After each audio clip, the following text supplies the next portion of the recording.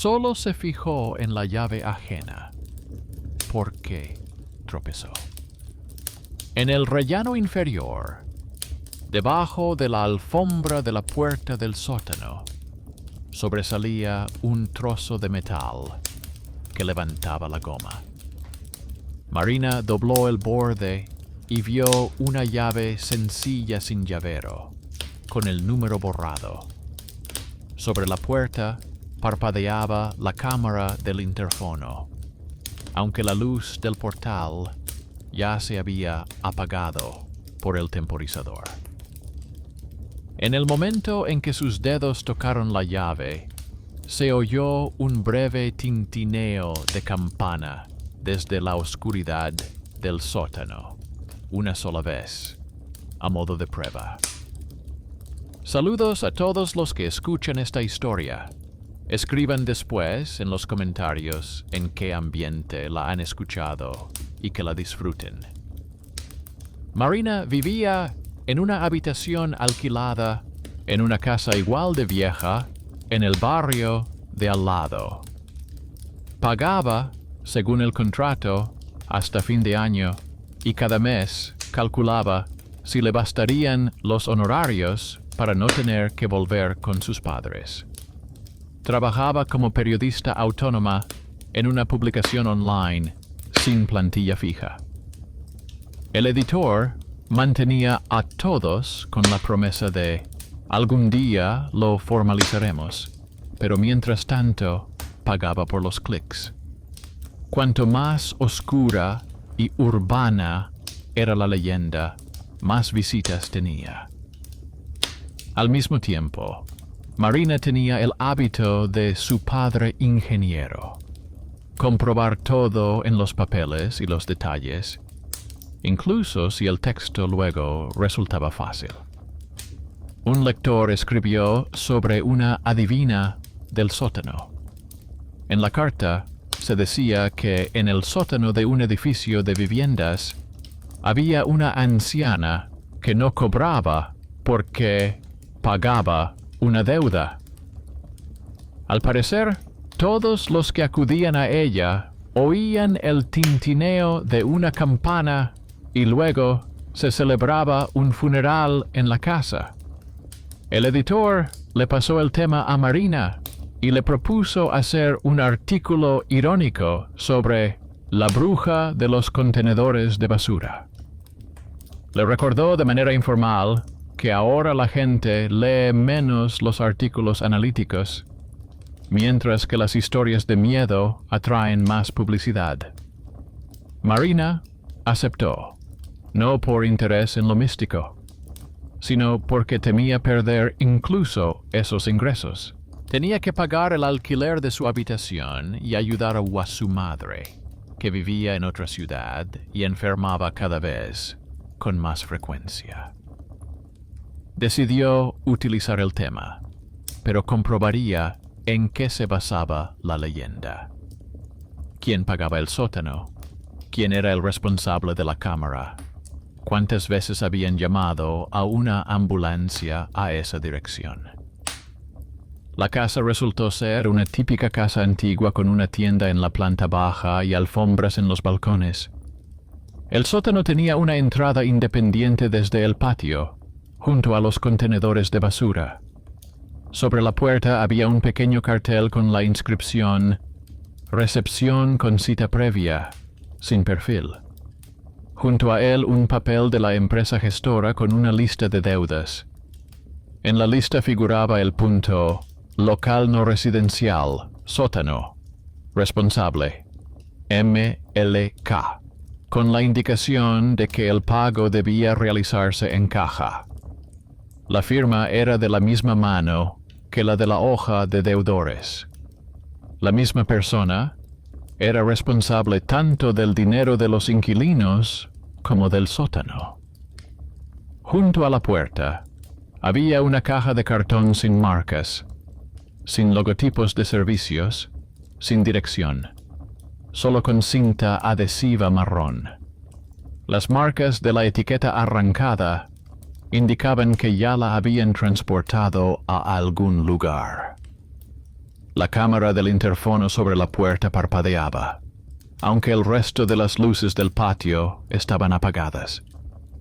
La llave debajo del felpudo y la caja sin nombre cerca de la entrada parecían basura doméstica común, pero Marina las anotó como elementos recurrentes.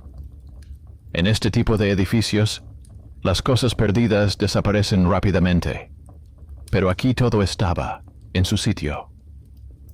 Antes de bajar, subió al primer piso y llamó a la puerta más cercana. La mujer de mediana edad que le abrió hablaba apresuradamente, con irritación y curiosidad. Dijo que iban al sótano, pero que no lo presumían. Afirmó que la anciana no cobraba dinero. Solo pedía a veces que le compraran comida.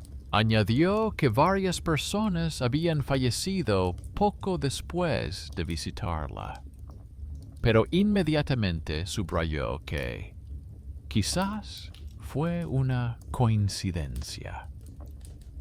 La fórmula le resultaba familiar. Se eludía la responsabilidad y se confirmaba la leyenda. Marina fue inscrita en el sótano por teléfono por el editor. A la hora acordada, volvió a acercarse a la puerta, devolvió la llave debajo del felpudo y bajó los escalones mojados. Abajo, olía a humedad y jabón barato. En el pasillo con paneles de plástico colgaba un único impermeable oscuro. Detrás de la cortina estaba la sala de la adivina, una mesa con un mantel de hule, 2 sillas, una lámpara de mesa y un calentador. Sobre la mesa había una vieja baraja de cartas, un plato con cortezas secas y un pequeño icono. En la profundidad de la pared, entre las sombras, se adivinaba otro pasillo, desde donde sonó una campanilla. La adivina era una mujer bajita y mayor, con un jersey oscuro y una falda larga. Llevaba el pelo recogido en un moño, gafas de cristales gruesos y un reloj con una correa de cuero ancha y desgastada en la muñeca, igual que el que Marina había visto en una vieja foto del álbum de su abuela. Las manos de la anciana no eran mágicas, sino trabajadoras, dedos anchos con articulaciones secas, familiares para cualquiera que pase mucho tiempo hojeando papeles o cargando bolsas pesadas. Marina se presentó y explicó que quería hacer un reportaje sobre las personas y sus miedos, y no sobre milagros. Le preguntó si era cierto que la adivina no cobraba dinero. Esta respondió con cansancio que a su edad ya no tenía nada que tomar, solo que dar. Sobre la campana, dijo que sonaba para aquellos a quienes aún se podía ayudar. Hablaba con tranquilidad, como una persona que hace tiempo que ha formulado una justificación para sí misma y ya no la cambia. Marina encendió la grabadora. En el momento en que se estiró para ponerla sobre la mesa, la campana volvió a sonar en el pasillo lejano, esta vez con más fuerza. La anciana se estremeció. Sus dedos se apretaron sobre el mantel y su mirada se volvió pesada. Cubrió las cartas con la palma de la mano, acercó el plato con pan y dijo que no la recibiría. Repitió que no había llamado a personas con micrófonos y que no quería que la grabaran. Sin embargo, no pidió dinero ni propuso llegar a un acuerdo. La negativa era extraña desde el punto de vista de la lógica habitual. Para la leyenda, era beneficioso aparecer en el artículo, Pero la adivina rechazó esta oportunidad. Para Marina, esto se convirtió en un detalle más. Una persona que podría haber ganado dinero con los miedos de la gente optó por el silencio. Por lo tanto, el motivo de devolver una deuda no es solo un bonito gesto. Subió las escaleras, sintiendo cómo la cámara volvía a parpadear arriba y cómo la llave sin nombre seguía debajo de la alfombra. En casa, colocó todo lo que había recogido sobre la mesa. Las fotos del portal, el sótano, la caja y la cámara del interfono. La foto de la hoja con los deudores, donde hay una línea sobre el sótano. Un viejo recorte de periódico de hace 10 años sobre un incendio en ese edificio, donde una vecina mencionaba a una adivina del sótano.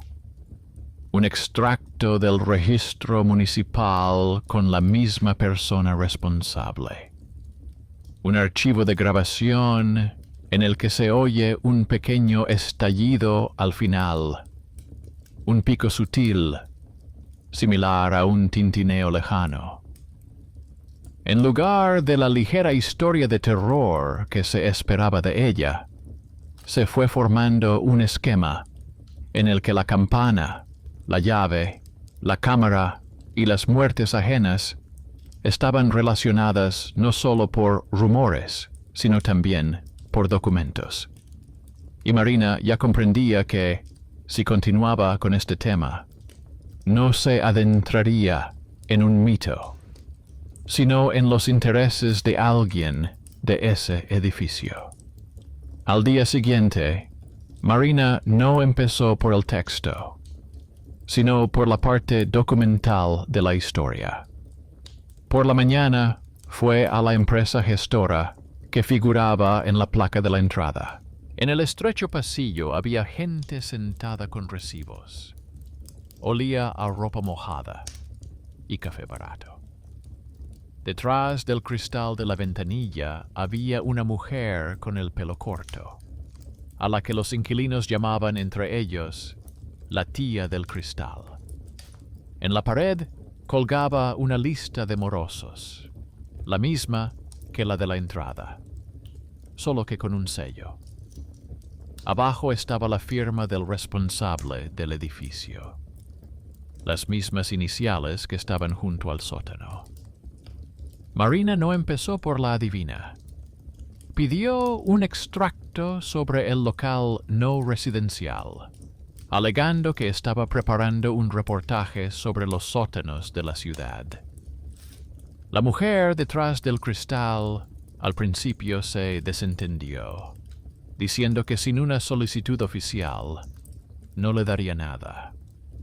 Pero cuando Marina mencionó discretamente una posible publicación sobre cómo aparecen espontáneamente servicios en los sótanos, y añadió el nombre de la redacción, la voz de la señora detrás del cristal se animó.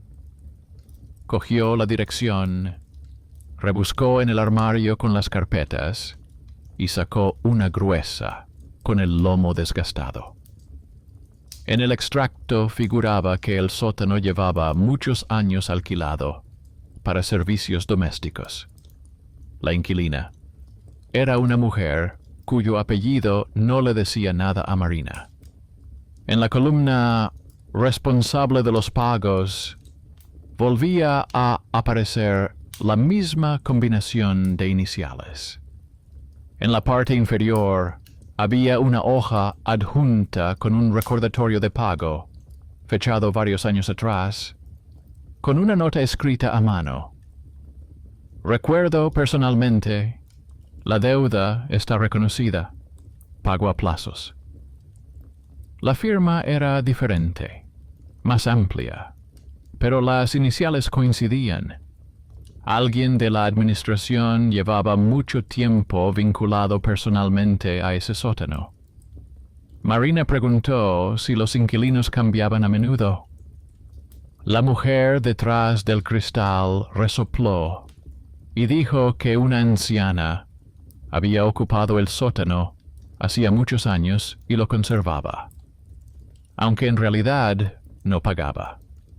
Añadió que todo se debía a viejas obligaciones, que era mejor no tocar. Marina notó cómo le temblaba la mano cuando se mencionaron las deudas, no las místicas, sino las más comunes, las de los servicios públicos. Recordó esa reacción. La gente prefiere hablar de fantasmas que de quién le debe qué y cuánto. Al salir de la administración, Marina se asomó a la oficina de correos más cercana, donde la gente pagaba sus facturas. Junto a la ventana, llena de papeles, había un hombre delgado y canoso que tecleaba con seguridad las cantidades en un terminal antiguo. Los inquilinos le entregaban los recibos y él comentaba mecánicamente dónde había un error o un sobrepago. Cuando le tocó el turno a la mujer del edificio con sótano, él, sin que nadie le dijera nada, dijo el número de su edificio y, como de costumbre, tecleó varias posiciones. En la línea del sótano, la cantidad era extrañamente pequeña, con la nota deudas reestructuradas. En un sótano normal con electricidad y agua, eso no suele ocurrir. Marina comprendió que precisamente esta persona, que parecía un simple operador detrás del mostrador, sabía más que nadie sobre los flujos de dinero. No se le consideraba una fuente de información, pero su talento oculto era que recordaba casi todos los números de las casas y los pagadores problemáticos. Le hizo un par de preguntas cautelosas y descubrió que el sótano había figurado durante mucho tiempo como objeto social, a través del cual se prestaba ayuda a los residentes sin recursos. El apellido de la inquilina aparecía en las listas de personas a las que se concedían prestaciones. Luego cambiaron el estatus, pero las cantidades de los recibos seguían siendo extrañamente bajas. Al atardecer, Marina volvió a la casa con el sótano, esta vez sin cita previa. El patio estaba casi vacío. Los contenedores de basura estaban medio llenos. La ropa tendida se balanceaba con el viento. La cámara del interfono del sótano parpadeaba con la misma luz uniforme. La llave estaba en su sitio, debajo del felpudo, y la caja estaba junto a la pared, solo que la cinta adhesiva de una esquina se había despegado un poco. Daba la sensación de ser un fotograma congelado, que nadie cambiaba. Marina sacó la grabadora y decidió comprobar si ayer le había parecido oír un estallido al final de la grabación. En los auriculares, rebobinó el archivo hasta los últimos segundos. Allí estaban sus pasos, el clic de la puerta y un sonido metálico apenas audible. Si se amplificaba, se podía confundir con un timbre, pero también con un golpe accidental de llaves. En la pantalla de la grabadora apareció una marca de tiempo, exactamente la misma hora en la que, unos meses antes, se había registrado una llamada a la ambulancia en el registro de llamadas de ese edificio. Una coincidencia exacta. Marina no le gustaban las sincronías mágicas, pero este tipo de coincidencias, en las que los números coinciden por sí solos, siempre entusiasmaban a los editores, que necesitaban historias bonitas. Ella también lo grabó. Su elección era sencilla: volver a casa y escribir ya mismo un texto sobre la adivina que oye el tañido de la muerte o seguir investigando, arriesgándose a quedarse sin material. Eligió lo segundo. El miedo a perder su vivienda resultó ser, en esta ocasión, más débil que la irritación que le provocaba la seguridad ajena de que todo podía achacarse a una coincidencia. Decidió comprobar, como mínimo, un aspecto técnico de la leyenda: el sonido de la campana y el interfono. Por la noche, envió una carta a la empresa que se encarga del mantenimiento de los intercomunicadores. Se presentó como periodista y adjuntó una solicitud de acceso a los registros de la dirección de la casa de los últimos meses. Oficialmente, solo la policía y las empresas gestoras tenían ese derecho, pero ella se refirió al interés público y a posibles infracciones, en particular, al extraño funcionamiento de la cámara, que parpadea incluso cuando la luz está apagada. Sin esperar una respuesta rápida, Marina envió la carta y se fue a dormir. La respuesta llegó inesperadamente rápido. Por la mañana, había un mensaje del departamento técnico en el correo electrónico. Un texto seco, del que se desprendía que realmente había problemas con el interfono de ese edificio.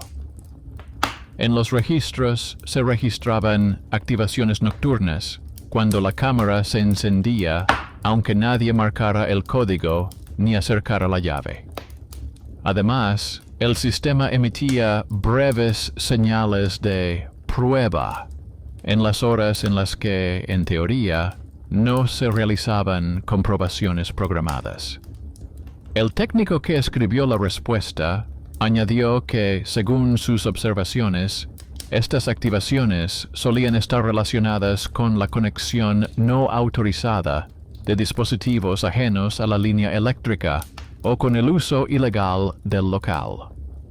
Este fue el primer informe externo que confirmaba que lo que ella había visto, un punto parpadeante sobre la puerta en completa oscuridad, no era normal. La línea del interfono era utilizada por alguien más, además de los residentes. Esto significaba que el timbre podía no ser simplemente un talismán de trapo, sino parte de un plan muy concreto. Alguien recibía señales de que había gente dirigiéndose al sótano y reaccionaba con antelación. Por la tarde, Marina volvió a la casa y encontró en la entrada a un hombre delgado con un mono azul y herramientas. Estaba subido a una escalera y hurgando en la caja del interfono. Junto a él, en los escalones, había una tapa con la pegatina de la empresa de la que había recibido la carta por la mañana. El hombre maldecía entre dientes mientras sacaba los cables. Los vecinos pasaban por delante sin prestarle atención. Para ellos era otro técnico del interfono, alguien a quien normalmente no se fijan. Marina le mostró la copia impresa de la carta y le preguntó si realmente había algún problema con su edificio. El hombre, al ver el logotipo de la empresa en la hoja, dejó de refunfuñar y la miró con más atención. Dijo que en esa dirección recibían constantemente señales falsas, como si alguien hubiera conectado otra campana a la línea. No era digital, sino real. Cada vez que se activaba el dispositivo, en su mesa se encendía el icono de un sensor antiguo, que en teoría ya no debería existir. Admitió que era la primera vez que veía algo así y por eso se ofreció a venir. Su observación y su irritación por las manos torpes de sus predecesores lo convirtieron de un fontanero ocasional de intercomunicadores en ese héroe oculto que entendía lo que pasaba con los cables mejor que los jefes. Prometió trazar la línea y averiguar a dónde iba exactamente el cable adicional. Marina, por primera vez en mucho tiempo, sintió que tenía un aliado en esta historia. Alguien que no creía ni en lo místico ni en las coincidencias. Por la noche, él mismo la llamó al número que figuraba en la hoja impresa. Le dijo que el cable adicional iba precisamente al sótano donde se encontraba la adivina y que no estaba conectado a un simple timbre, sino a un antiguo panel de alarma interna que en su día pudo haber formado parte del sistema de comunicación de toda la casa. La centralita llevaba mucho tiempo desconectada del circuito general, pero por alguna razón la habían dejado activa en el sótano. Cada vez que alguien entraba en el patio o pulsaba los botones del interfono, se podía oír un sonido en la planta baja, si se sabía dónde escuchar. Resultó que el toque de muerte, del que murmuraban los residentes, bien podría ser la señal de un dispositivo común, aunque antiguo, solo que alguien había configurado este dispositivo para que solo una mujer concreta pudiera acceder a él en una habitación concreta. Saber esto no disipaba la inquietud, sino que al contrario, la hacía más intensa. Si alguien utiliza el antiguo sistema de alarma, significa que recibe información sobre las personas antes de que ellas mismas se den cuenta de que se han convertido en parte de la leyenda de otra persona. Marina anotó todo lo que dijo el portero automático. Guardó una copia de la carta y comprendió que la negativa de la adivina a conceder la entrevista parecía ahora aún más extraña. La anciana no solo tenía en sus manos rumores y cartas, sino también una campanilla muy real que le permitía saber quién iba a visitarla y cuándo.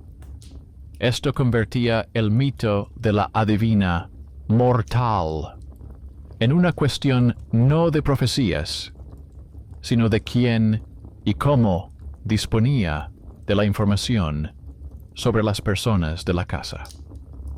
Fue entonces cuando decidió dar el paso que la involucraría definitivamente en la historia.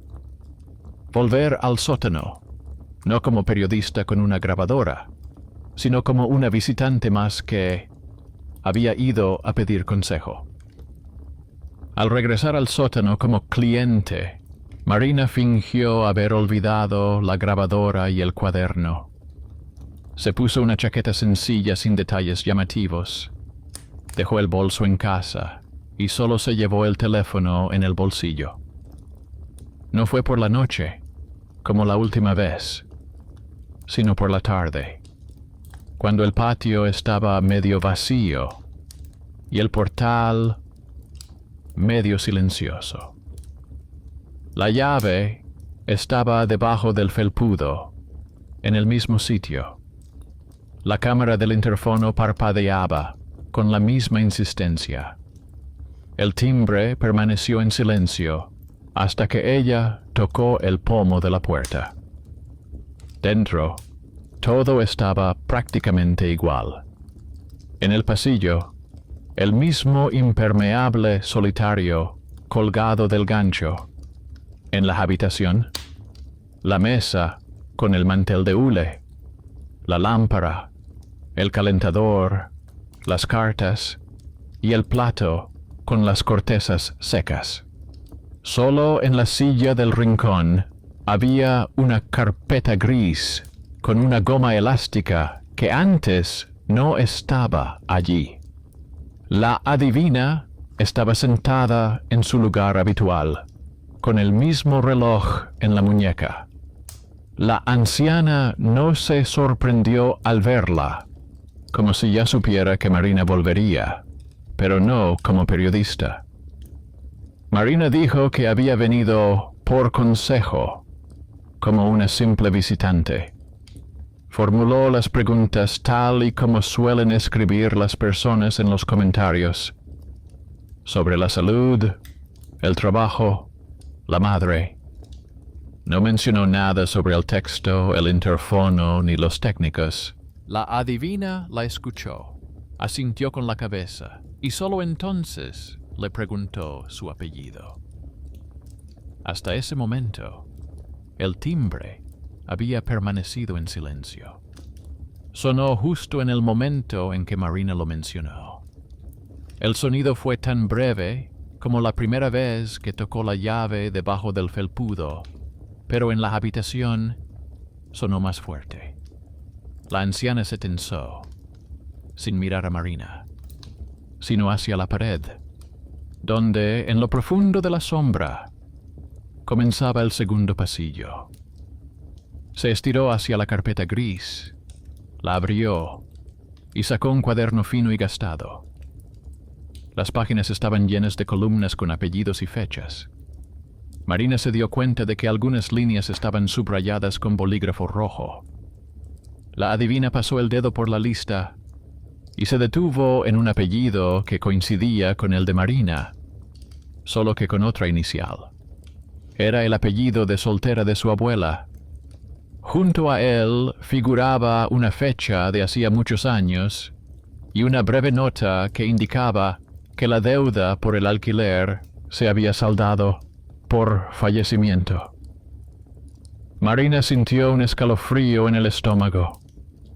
De niña, su abuela le había hablado de una larga cola para conseguir una vivienda, de los sótanos donde guardaban sus cosas durante las reformas, y del incendio tras el cual les dieron otro alojamiento. Pero nunca le dio más detalles. La anciana dijo que ya había visto ese apellido en esa casa y que no esperaba que alguien de ellos volviera allí. Añadió que hace muchos años, en su oficina de atención a los inquilinos, se solía saldar las deudas de esta manera. Cuando una persona fallecía, se cancelaba la deuda y se guardaban los documentos en una carpeta aparte. Dijo que trabajaba allí, abajo, con el archivo, y que había recibido su reloj por antigüedad precisamente por ese trabajo. De repente, el reloj que llevaba en la mano dejó de parecerle algo fortuito. Marina escuchaba y mentalmente anotaba cada palabra. Resultaba que la adivina no era antes una bruja, sino una empleada normal de la oficina de vivienda. Rellenaba fichas, ponía sellos, registraba las muertes. Según ella, la campana estaba al principio en la mesa del jefe y sonaba cuando éste llamaba a alguien. Luego, cuando cerraron la oficina, la anciana se llevó ese objeto del trabajo como recuerdo. Más tarde, alguien lo conectó a un viejo panel de alarma en el sótano, y cuando la gente entraba al patio, la señal sonaba de manera diferente. La adivina dijo que ahora percibe cada llamada como un recordatorio de que el apellido de alguien puede volver a aparecer en la lista, y por eso no cobra dinero. Cree que está pagando por sus antiguas decisiones. Marina notó que, al decir esto, la anciana no la miraba a los ojos. sino que miraba el cuaderno, donde entre las viejas anotaciones se veía el apellido de su abuela. La conexión oculta entre el pasado y el presente ya no era una suposición. Estaba ahí, en la página, junto a la muerte de un extraño y la nota sobre la deuda saldada. Durante la sesión no ocurrió nada inusual. La adivina tocaba las cartas, hacía preguntas aclaratorias y hablaba con frases generales. Marina observó atentamente que todo esto se parecía a una adaptación psicológica habitual. Se aferraba hábilmente a los lapsus, como una operadora experimentada de un centro de llamadas, y devolvía a la clienta sus propios pensamientos. No hubo ninguna visión evidente. Lo único extraño era la campanilla, que ya no sonaba, aunque la puerta de la entrada de arriba se cerró de golpe más de una vez. En un momento dado, la anciana dijo que para una persona con una biografía como la de Marina, lo más peligroso no era la muerte, sino lo que los demás decían de ella. Que si alguien empezaba a escribir de antemano un texto sobre la muerte de alguien, la vida podía adaptarse a él. Sonaba a superstición, pero Marina sabía muy bien cómo los medios de comunicación podían exagerar las historias. Lo que en boca de la adivina parecía una profecía era, en realidad, la intuición casi profesional de una persona que veía con demasiada frecuencia en los papeles cómo los apellidos pasaban de la lista de deudores a la de fallecidos. Marina salió del sótano con aún más preguntas que antes de la visita. De camino a casa, se detuvo en casa de su madre para comprobar una idea. En el armario con los documentos familiares encontró una vieja carpeta con recibos. Entre ellos había varias hojas con una línea de corte en la parte inferior y el apellido de su abuela en la parte superior. En la columna especialista figuraba el mismo apellido que el de la adivina, solo que con un segundo nombre diferente. Junto a él había un sello azul de la oficina de vivienda del mismo distrito donde ahora se encontraba la casa con sótano. Su madre le dijo que hacía mucho tiempo realmente habían vivido allí, en los pisos inferiores, hasta que la casa fue declarada en ruinas. Prefirió no decir nada sobre el sótano. Había más detalles que coincidían. En un recorte de un periódico antiguo sobre el incendio en ese edificio que Marina encontró en el archivo, se mencionaba a la empleada de la oficina responsable del sótano. No se indicaba el apellido, pero se podía reconstruir la estructura del papeleo. El sótano como objeto social, beneficiarios de subsidios, colas, deudas, incendio, reubicación. La anciana, que años después sigue sentada en ese mismo sótano y dice que está pagando su deuda.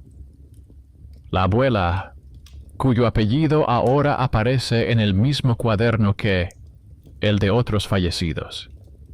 Y la nieta, que viene a hacer una entrevista y, en cambio, acaba en una lista ajena. Mientras tanto, el editor metía prisa. Escribía que el tema quemaba, que había que publicar el material antes de que acabara la semana. Proponía centrarse en la campana que llama a los que pronto no estarán, en las terribles coincidencias y en las predicciones de muerte gratuitas. Para él, la conexión con las deudas comunales, el interfono y las antiguas prestaciones era aburrida. Proponía dejarla en segundo plano y centrarse en la adivina como bruja urbana que oye las muertes ajenas, y en Marina como la valiente periodista que bajó allí. Marina se sentó sobre el borrador y sintió como dos capas comenzaban a chocar en su interior. Una era ligera, clicable, donde la campana sonaba como una señal del destino y el sótano como un lugar de poder. La otra, pesada, donde los sonidos y las señales son viejos sistemas de alerta, deudas en papel, vidas amortizadas y personas que en su día decidieron qué deudas se podían eliminar tras el funeral. Entre estas dos capas se encontraba ella misma, con una grabadora, cuadernos, cartas del portero automático y la negativa de la adivina a concederle una entrevista. Ella eligió el tercer camino. Decidió que no convertiría a la anciana en una bruja, ni se alejaría por completo del tema. En cambio, quiso mostrar cómo el mito se acumula alrededor del viejo esquema y cómo suena el timbre de la muerte en la casa donde mueren personas solitarias con deudas. Para ello se necesitaba otra prueba. No solo las palabras del portero automático y de la tía detrás del cristal, sino también una grabación real de cómo funciona la línea en el momento en que la campana suena por sí sola. Fue entonces cuando tomó una decisión que supuso una verdadera escalada. Decidió dejar en el sótano una pequeña cámara, escondida en un bolso o en una caja vieja, para grabar varias noches seguidas lo que ocurría en la habitación cuando no había nadie visible. Oficialmente, el editor solo le pidió el texto. Nadie le pidió que grabara en secreto, pero Marina quería capturar el momento en que la señal del interfono se convertía en un timbre. Su obstinación de ingeniera pudo más que su cautela. Compró una cámara sencilla con sensor de movimiento, la escondió en una carpeta vieja y, la siguiente vez que fue a ver a la adivina, haciéndose pasar por la misma cliente, la dejó discretamente debajo de la silla. Dijo que se había olvidado la carpeta con los documentos y prometió recogerla al día siguiente. La anciana hizo un gesto con la mano, como si no le importara. En ese momento la campana permaneció en silencio.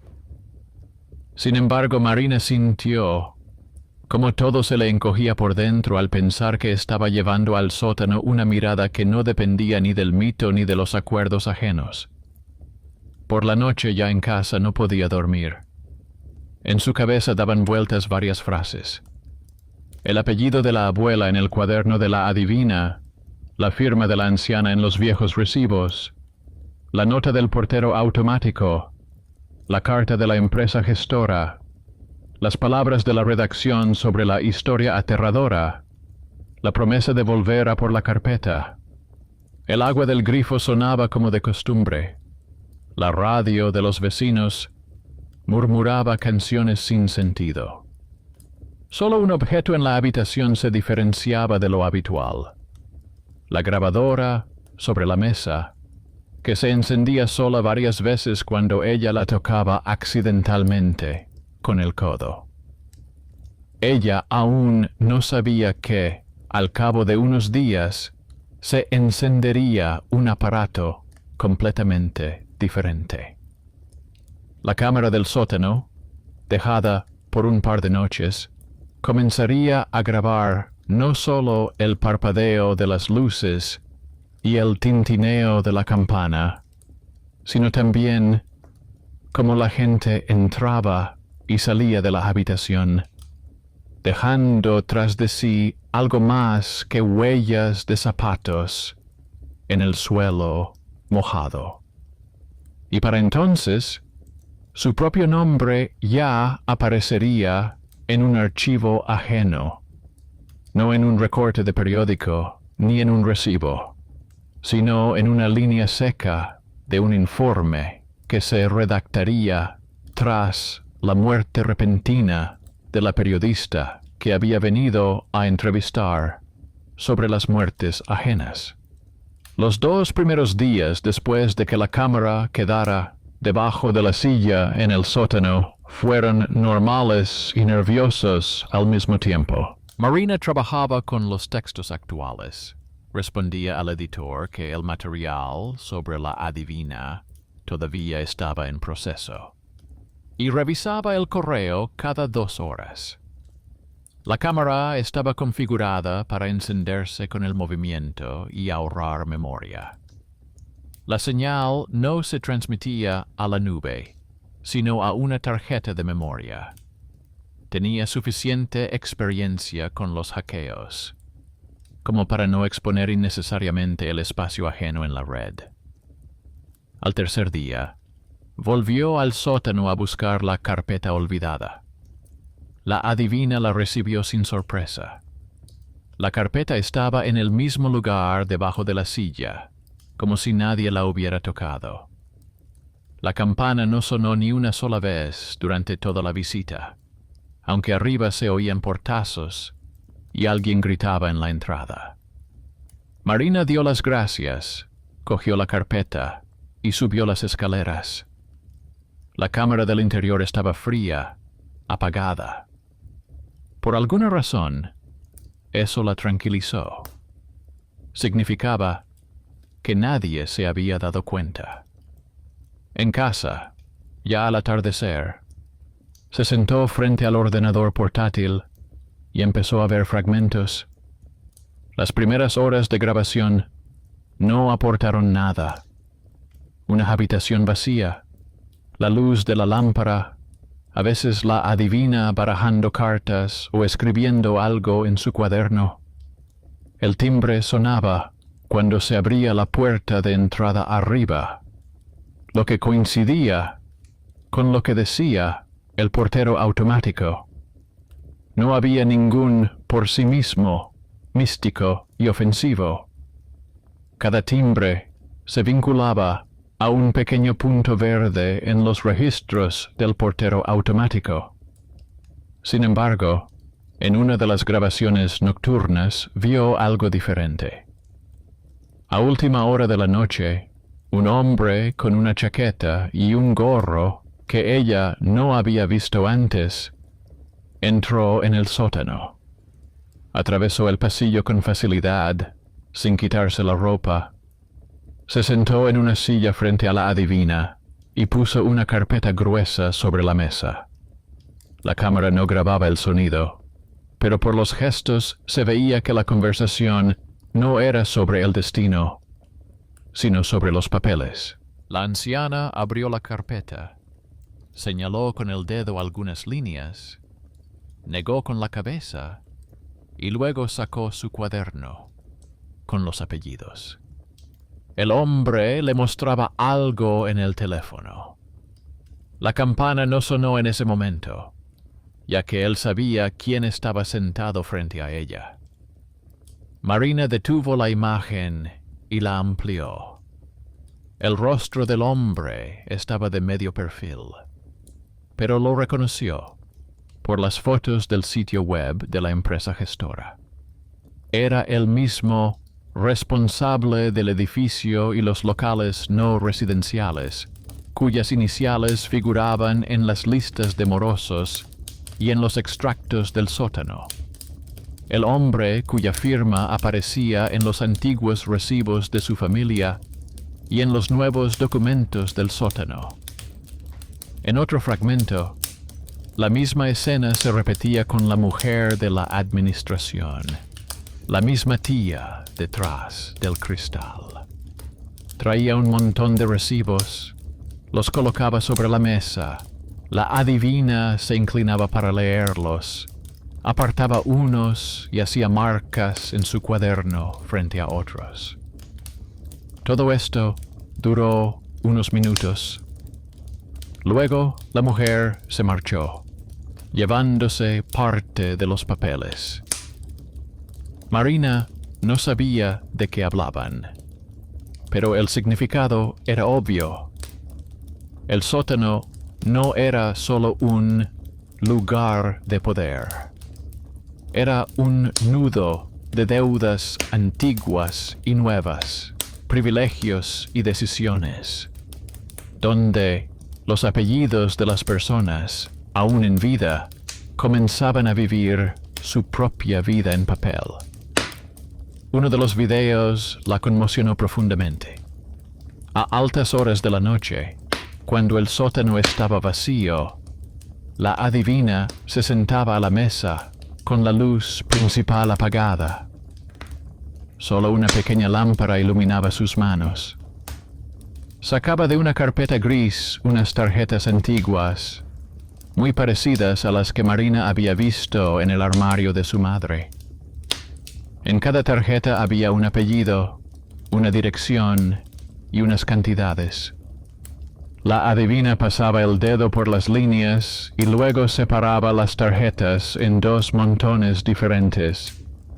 En una, las que tenían deudas pequeñas y direcciones vigentes.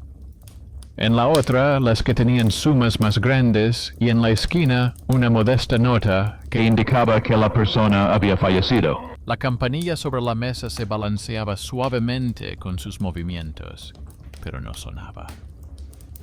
Marina comprendió que para la anciana, oír las muertes ajenas significaba otra cosa. Llevaba muchos años sentada entre registros, cuadernos y recibos, y sabía que a menudo una persona solitaria con deudas solo aparecía en las noticias cuando la encontraban. En los oídos de la adivina no resonaban señales del destino, sino décadas de estadísticas en papel. Pero la casa, el patio y los vecinos prefirieron convertirlo en una simple leyenda. Hay un sótano donde la campana oye a quien se llevan. Es más fácil que reconocer que detrás de cada llamada hay la pobreza habitual de alguien. Con estos pensamientos, llegó a la redacción. Trajo una memoria USB con grabaciones, copias impresas de cartas de la empresa de intercomunicación, extractos de la administración, viejos recibos de la abuela, fotogramas impresos en los que se veía a un hombre de la oficina y a una mujer detrás del cristal. El editor echó un vistazo rápido al material y dijo que esto ya es otra película. En su opinión, los lectores necesitaban una historia de terror sobre una adivina y no un drama social sobre los planes de servicios públicos. Propuso simplificarlo. Dejar el timbre y las muertes accidentales, eliminar el intercomunicador y los documentos, y hacer el texto más llamativo y aterrador. Marina se negó. Dijo que no convertiría en un monstruo a una anciana que posiblemente se había pasado toda la vida pagando las deudas ajenas, que si había que escribirlo, había que hacerlo tal y como era, mostrando toda la cadena. El editor insinuó que, tal y como estaba, quizá no publicarían el texto, que la editorial tenía sus propios objetivos. La tensión se palpaba entre ellos, en silencio, sin gritos. Él esperaba claramente que el dinero y el miedo a perder el trabajo fueran suficientes para que ella cediera. Antes habría sido así. Cogió la memoria USB, guardó todas las hojas en la carpeta y dijo que lo pensaría. Salió de la redacción cuando ya era de noche. En la calle lloviznaba y el asfalto estaba resbaladizo. Caminaba hacia la parada, apretando la memoria USB en el bolsillo como si fuera un objeto pesado. Los barrenderos no habían tenido tiempo de recoger las hojas mojadas del paso de peatones. Los coches, que circulaban con poca frecuencia, arrastraban la suciedad hacia el arcén. Lo que sucedió después ya no formaba parte del juego de nadie. En la calle de al lado, un conductor vio demasiado tarde a un peatón que se apresuraba a cruzar en verde. El derrape, la distancia de frenado, los gritos de los demás, todo eso se describió después en un informe seco. No había ni una palabra sobre sótanos, timbres y memorias USB. Solo la fecha, la hora, el cruce y la frase: no tuvo tiempo de reaccionar. Su nombre apareció en el mismo tipo de documento en el que había buscado durante tantos días los apellidos de otras personas. La memoria USB que llevaba en el bolsillo de la chaqueta no sufrió ningún daño. La chaqueta con las pertenencias se la entregaron a su madre más tarde, cuando ésta acudió a tramitar los papeles. La madre se llevó el portátil, la grabadora y las carpetas, sin comprender del todo qué importancia tenían. En casa, lo dejó todo sobre la mesa del comedor y no lo tocó durante varios días. Por la noche, la televisión murmuraba de fondo. Le costaba mucho permanecer en silencio. Una de esas noches, cerca de la medianoche, la grabadora de la mesa se encendió. No por sí sola, sino porque la madre, mientras revisaba las cosas, pulsó el botón sin darse cuenta. Ya se disponía a irse a dormir cuando oyó en la habitación la voz suave y familiar de Marina, haciendo preguntas a la anciana en el sótano. En la grabación se oía cómo sonaba una campanilla en el fondo de la habitación, cómo la anciana hablaba de una deuda que no se podía transferir. La madre se quedó paralizada en el umbral. Las agujas del reloj de pared marcaban casi las 12 en punto. Para una persona que lleva una semana viviendo en la pérdida, eso es suficiente para creer en una señal. Al día siguiente, perdió todos los archivos por completo. Encontró en el portátil una carpeta con documentos, cartas, registros del interfono y grabaciones de la cámara. A partir de los fragmentos se formó una imagen en la que la muerte de su hija no tenía nada que ver con la maldición de la adivina. Había turnos nocturnos, cansancio, asfalto resbaladizo, una discusión con el editor y una cadena de personas que llevaban años trabajando con las deudas ajenas. La madre comprendía que no podría convencer a sus vecinas, que sin duda lo relacionarían todo con la campana.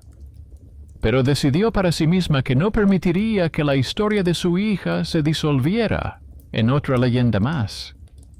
El benefactor inesperado fue una persona completamente diferente. El editor junior, al que no se tomaban en serio en la oficina, el chico responsable de la cinta de noticias y la publicación de textos ajenos. Él fue el primero en leer la vida de los archivos de Marina cuando revisó su correo electrónico del trabajo. Vio la correspondencia con la empresa de intercomunicación, las grabaciones de la cámara, el borrador del texto, en el que no había ni una sola línea llamativa sobre la bruja. Hacía tiempo que se sentía cansado de que la publicación alimentara al lector con historias de terror medio inventadas. Esta historia le dio una razón para hacer lo que nadie esperaba de él. Se puso en contacto con la madre de Marina, le pidió permiso para utilizar los materiales de su hija y le prometió no distorsionar el significado. Luego escribió el texto él mismo, firmándolo no con su nombre, sino con un seudónimo neutro, para someterlo primero a la moderación interna. En el artículo, la adivina del sótano no aparecía como una bruja, sino como una antigua empleada de la oficina de vivienda a la que ahora le traían a la mesa no solo cartas, sino también viejos recibos. La campanilla ya no era un signo del destino, sino un símbolo del antiguo sistema de alarma, que se había adaptado a las necesidades personales. El portero automático era ese héroe infravalorado, cuya inquietud profesional no le permitía ignorar las señales extrañas. La empresa gestora era parte de un plan en el que se valoraba más la deuda de una persona que su soledad. El texto no apareció en la página principal, sino en la sección de investigaciones, que rara vez se destacaba. Pero resultó ser pegadizo. Se envió a los chats de los vecinos y se discutió en los foros. Las personas, cansadas de las historias de miedo místicas, vieron en él una explicación de por qué en sus edificios las leyendas se adhieren tan fácilmente a los más vulnerables. Varios residentes de un edificio con sótano escribieron una queja colectiva a la administración municipal, adjuntando un enlace al artículo y fotos de las placas con las deudas. La inspección no llegó al día siguiente, ni siquiera a la semana siguiente, pero llegó. Para el sótano, esto significó una revisión. Encontraron el viejo panel al que estaba conectado el timbre, revisaron los contratos de alquiler y examinaron las extrañas condiciones de pago a plazos. Se informó oficialmente que el local no se utilizaba para los fines previstos y que el sistema de alarma necesitaba una modernización. La redacción fue seca. En esencia, cerraron el sótano, trasladaron el cableado y arreglaron la línea del interfono. A la adivina le propusieron mudarse con sus familiares o acudir a los servicios sociales. La empresa gestora perdió a un responsable y recibió una orden. La campana quedó colgada de un clavo en la placa retirada, ya sin conexión a nada. Para los vecinos, seguirá siendo durante mucho tiempo un símbolo de la antigua leyenda. Pero ahora existe otra historia junto a ella, triste pero honesta. La historia de cómo durante muchos años la gente prestó atención a los sonidos y las coincidencias y prefirió ver en ellos magia en lugar de rastros de decisiones concretas. La madre de Marina guardaba una copia impresa de ese artículo en la carpeta con los documentos de su hija, A veces, por la noche, escuchaba la grabadora, donde en un archivo se oía el tintineo de una campana y una voz tranquila que preguntaba por la deuda. En algunos momentos le parecía que la grabación se activaba sola a medianoche. Luego se daba cuenta de que simplemente se acercaba al botón a la misma hora, porque así le resultaba más fácil soportar el silencio. Entre el miedo y la explicación, elegía la segunda, aunque la primera siempre volvía. La justicia en esta historia no fue muy sonada. Nadie admitió su culpa. Nadie se arrepintió públicamente. Nadie pidió perdón. Pero la cadena en la que los apellidos de personas solitarias se convertían en la leyenda del toque de muerte se rompió. Apareció un texto que llamaba a las cosas por su nombre. Aparecieron personas que dejaron de llevar a sus vecinos a la adivina para saber cuándo. Apareció una casa en la que la cámara del interfono dejó de parpadear en la oscuridad sin motivo. Y el sótano siguió siendo el sótano, húmedo, con paredes de hormigón y manchas en el suelo. Algún día lo convertirán en un almacén o un taller, y los nuevos inquilinos solo conocerán la historia anterior a través de fragmentos de conversaciones. Algunos dirán que allí se sentaba una bruja, otros que trabajaba una antigua empleada de la oficina.